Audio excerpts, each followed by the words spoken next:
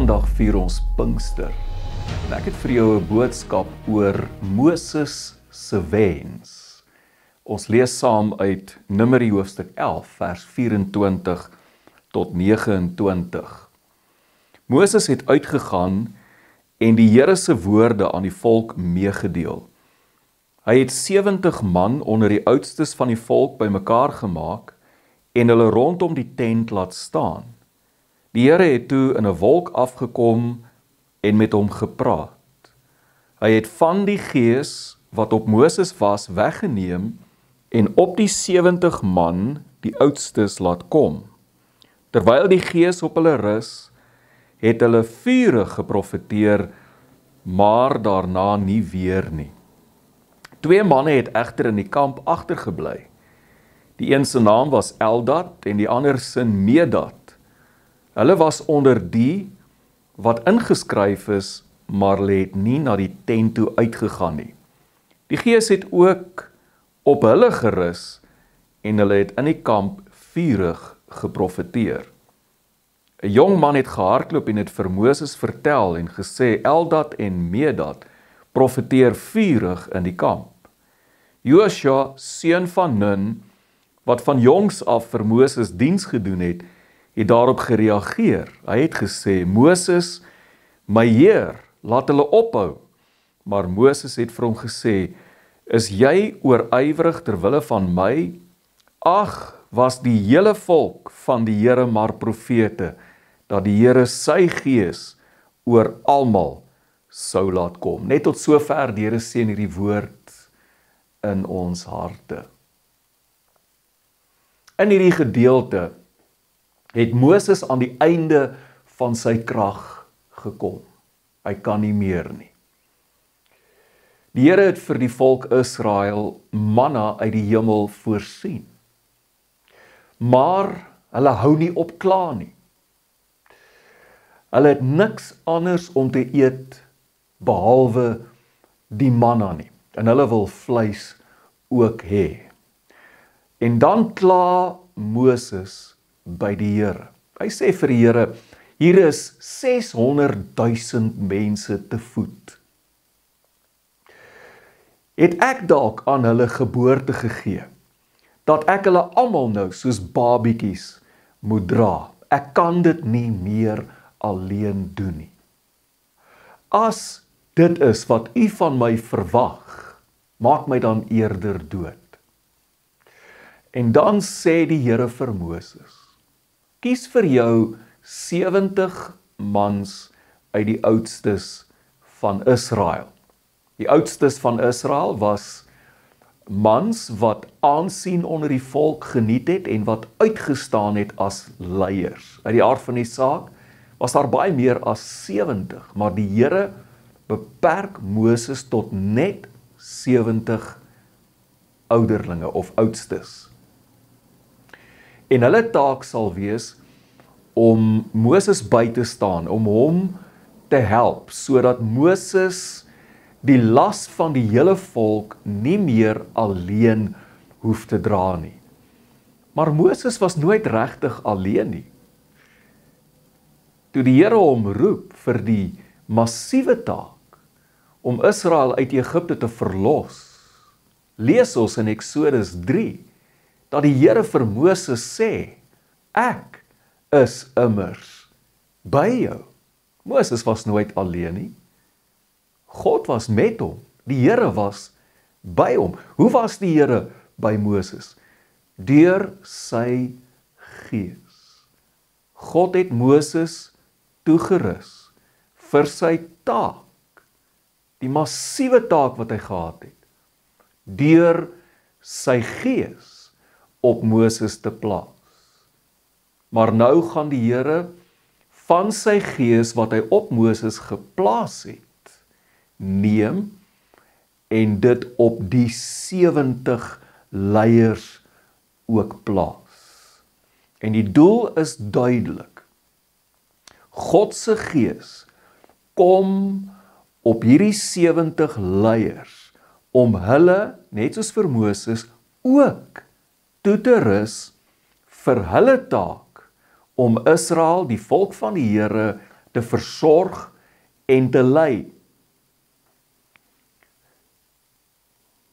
Om God se werk te doen, is nie soos enige ander werk nie. Dit stel eise aan jou, wat bokant jou menslike vermoëns is.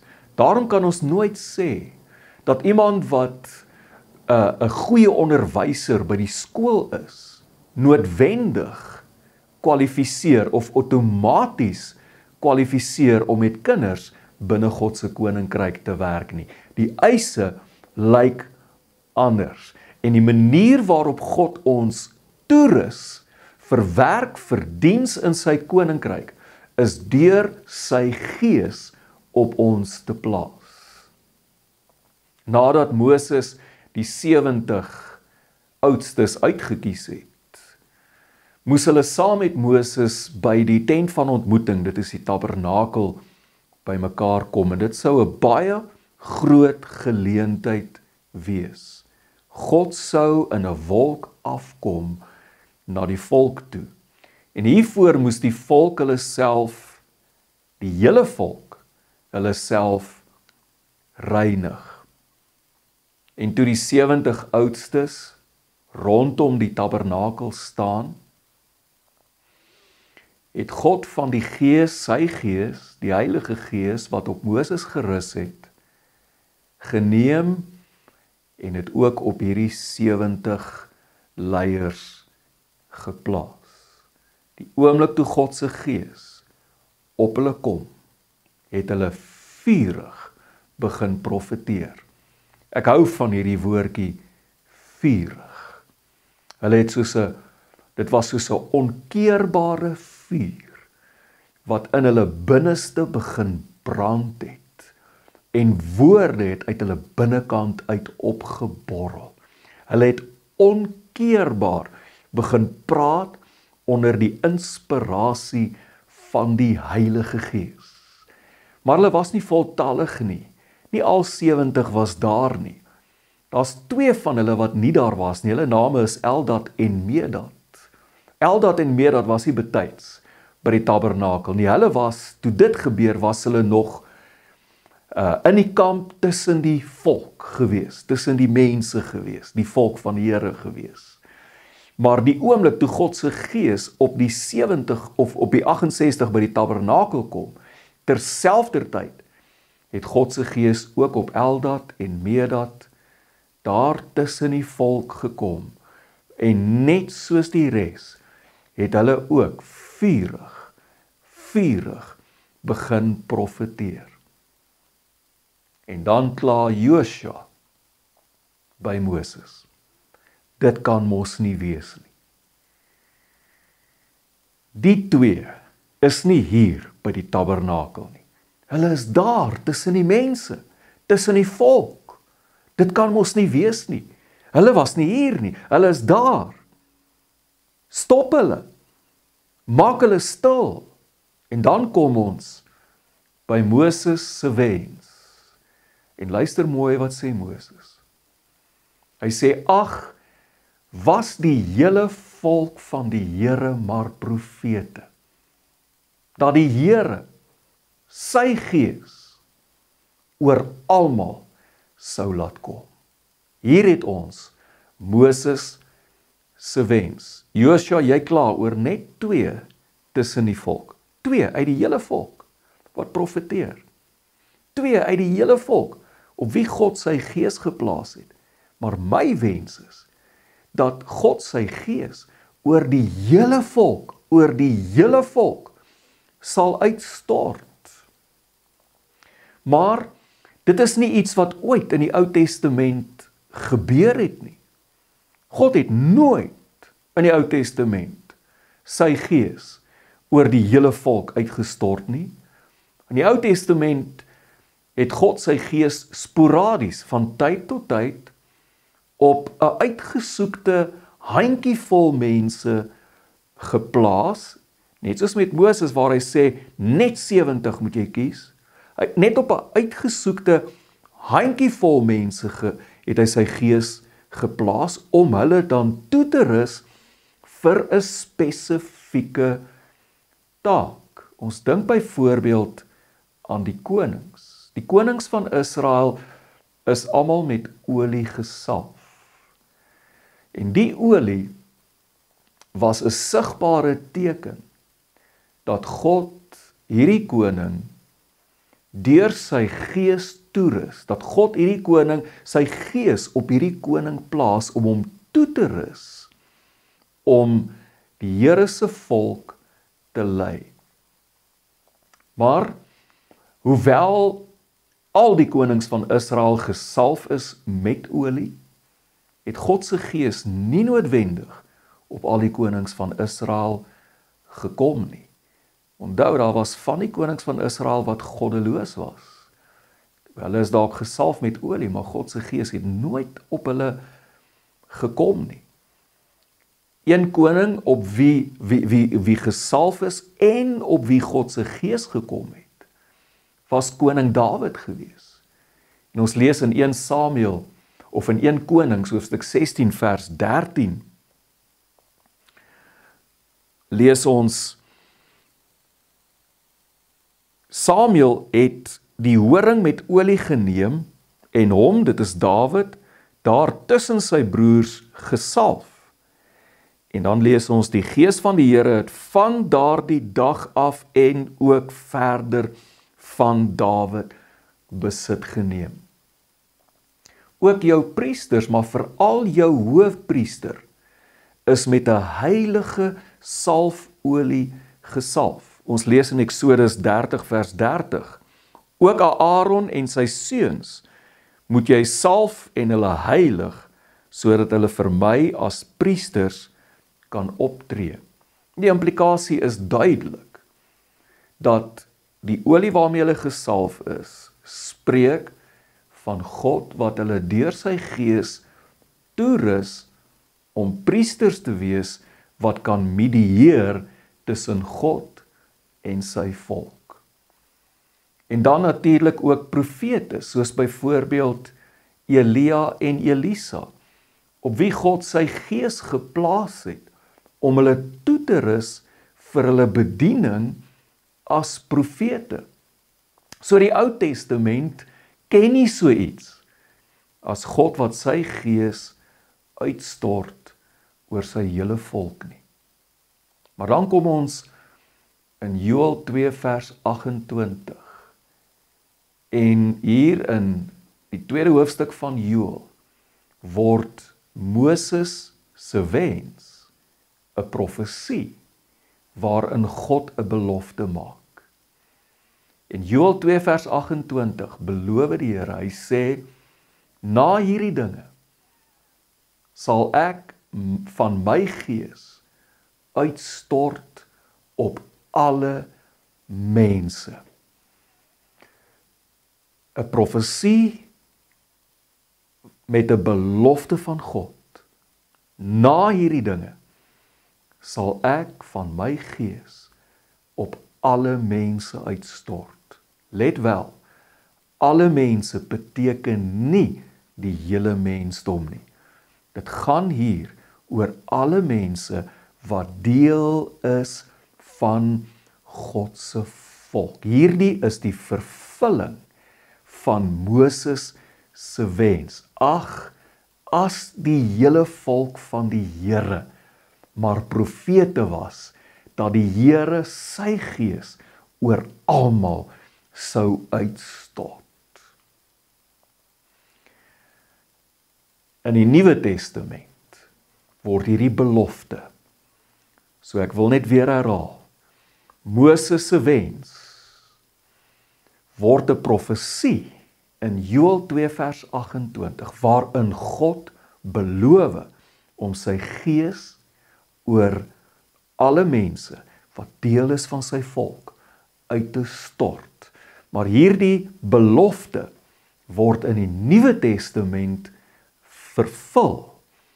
Ons lees byvoorbeeld Jesus wat sê in Lukas 24 vers 49, hy sê, en kyk, ek sal die belofte, watter belofte? Dat ek my gees sal uitstort op alle mense. Kyk, ek sal die belofte van my Vader na julle stuur, maar bly julle in die stad totdat julle met krag uit die hoogte toegerus word. Die vervulling van hierdie profesie. God het sy gees op die 70 geplaas, soos wat hy dit op Moses geplaas het om hulle toe te rus. Moses se wens, dat God sy gees oor die hele volk sal uitstort, wat 'n profesie word met 'n belofte van God, dat hy wel sy gees oor die hele volk sal uitstort, en dan kom Jesus en sê, hierdie belofte van die Vader stuur ek na julle, die Heilige Gees wat oor God se hele volk uitgestort word, en hy sal julle toerus. Dis belangrik dat ons dit verstaan. Hy sal julle toerus met krag uit die hoogte. En dan op Pinksterdag en Sondag vier ons Pinkster. Op Pinksterdag vervul God sy belofte, toe hy begin om sy gees op 120 van Jesus se disippels in 'n boefretrek in Jerusalem uit te stort. En net soos die 70 van Moses, toe God se gees op die 120 in die boefretrek kom, het hulle ook vurig in tale begin praat en geprofeteer. Presies dieselfde. God se gees wat op hulle kom en hulle begin vurig in tale praat en profeteer. Jy moet verstaan, in die Nuwe Testament het ons die volk van die Here geword. Almal wat in Christus is. Petrus skryf aan gelowiges, aan Christene. En hy sê vir ons in sy eerste brief, dat ons is nou 'n uitverkore geslag. Ons is nou 'n heilige nasie. Ons is nou God se eiendomsvolk. Ons is nou 'n heilige priesterdom. En Moses se wens is dat God sy gees oor sy hele volk sal uitstort. 'n Profesie wat in vervulling begin tree het, toe God sy gees op Pinksterdag begin uitstort het. Hierdie belofte is vir elkeen van ons, wat deel is van die volk van die Here. Elkeen van ons, wat deel is van hierdie koninklike volk, wat uit priesters bestaan, en ons moet dit verstaan, elkeen van ons wat deel is van die volk van die Here, is priesters, en God rus ons toe deur sy gees, om as priesters op te tree, wat heilige offers aan God bring, en wat ook ons stikkende wêreld na God toe neem, en die almagtige God in sy liefde en genade na ons wêreld toe bring. En die manier waarop hy ons toerus, is deur sy gees oor ons uit te stort. So wat moet ons doen? Petrus sê vir ons in Handelinge hoofstuk 2 vers 38 en 39. Hy sê, bekeer julle, laat elkeen van julle in die naam van Jesus Christus tot vergewing van julle sondes gedoop word. Hierdie is baie belangrik. As jy wil hê God moet sy gees oor jou lewe uitstort, jou sonde moet vergewe wees. Jy moet tot bekering kom. Jy moet wegdraai van jou sonde af. En jy moet die sekerheid in jou hart hê dat jou sondes vergewe is. Dat die verhouding tussen jou en God oop is. Die kanaal tussen jou en God oop is. En dan sê Petrus verder, hy sê, bekeer julle, laat elkeen van julle in die naam van Jesus Christus tot vergewing van julle sondes gedoop word, en julle sal die Heilige Gees as gawe ontvang, want die belofte is bedoel vir julle. Hier in hierdie een vers kry ons, of ten minste in hierdie 2 verse, kry ons 'n opdrag, ons moet onsself bekeer, en 'n belofte, as ons dit gedoen het, En natuurlik, as ons die Here vra, sal ons die Heilige Gees as gawe ontvang. Mag dit vir jou so wees hierdie Pinkster, die heerlikheid om God deur sy Gees te beleef, om te ontmoet deur sy Gees en deur sy Gees toegerus te word vir ons taak in hierdie wêreld. Amen.